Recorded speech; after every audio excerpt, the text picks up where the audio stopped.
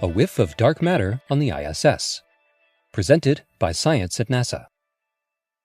In science fiction movies, finding antimatter on board your spaceship is not good news. Usually it means you're moments away from an explosion. In real life, though, finding antimatter could lead to a Nobel Prize. On April 3rd, researchers led by Nobel laureate Samuel Ting of MIT announced that the alpha magnetic spectrometer, a particle detector operating on board the International Space Station since 2011, has counted more than 400,000 positrons, the antimatter equivalent of electrons. There's no danger of an explosion, but the discovery is sending shockwaves through the scientific community. These data show the existence of a new physical phenomenon, wrote Ting and colleagues in an article published in the Physical Review Letters. It could be a sign of dark matter. The alpha magnetic spectrometer, AMS for short, was delivered to the ISS by the Space Shuttle Endeavour on its final flight in May 2011. In its first 18 months of operations, from May 19, 2011 to December 10, 2012, the AMS analyzed 25 billion cosmic ray events.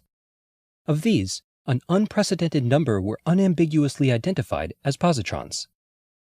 Cosmic rays are subatomic particles such as protons and helium nuclei accelerated to near light speed by supernova explosions and other violent events in the cosmos. Researchers have long thought that cosmic rays contain a sprinkling of antimatter. Italy's Pamela satellite detected high-energy positrons in 2009, and NASA's Fermi Gamma Ray Observatory confirmed the find 2 years later. But where do the positrons come from? The universe is almost completely devoid of antimatter, so the positron fraction of cosmic ray electrons, as much as 10%, is a little surprising. One idea is dark matter. Astronomers know that the vast majority of the material universe is actually made of dark matter rather than ordinary matter. They just don't know what dark matter is. It exerts gravity, but emits no light, which makes it devilishly difficult to study. A leading theory holds that dark matter is made of a particle called the neutralino. Collisions between neutralinos should produce a large number of high-energy positrons, which the AMS should be able to detect with unprecedented sensitivity. The accuracy of our measurements is 1%, which is excellent, and we have statistics unmatched by any other spacecraft, says Ting. So far, the evidence supports the hypothesis of dark matter. But, he cautions, it does not rule out another possibility: pulsars. Pulsars are strongly magnetized neutron stars formed in the aftermath of supernova explosions.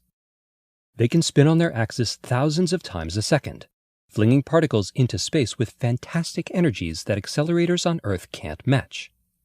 Among these particles are pairs of electrons and positrons. AMS can distinguish between pulsars and dark matter, but not yet. We need more data at higher energies to decide which is the correct explanation, says Ting. It is only a matter of time, perhaps months or a few years.